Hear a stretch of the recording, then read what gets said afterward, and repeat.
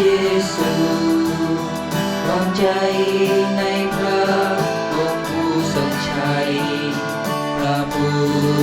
ช่วยให้รอดในควา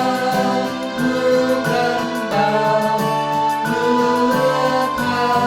มองดูบนภูเขา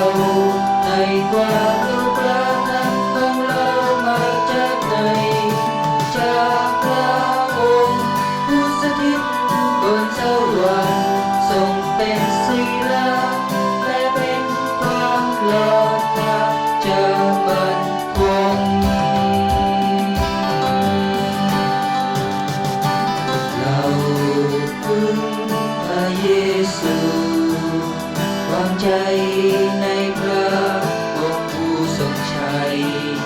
พระผู้ช่วยให้รอด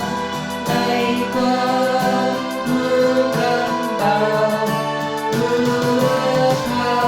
มองดูบนภูเขาในความรู้พระทักของเรามาจากไหนจากพระองค์ผู้สถิตบนสวรรค์ทรงเป็นศิลาและเป็นความหลอดพระจะมั่นคงเพื่อข้ามองดูบนภูเขา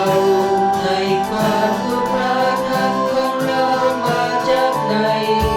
จากพระองค์ผู้สถิตบนสวรรค์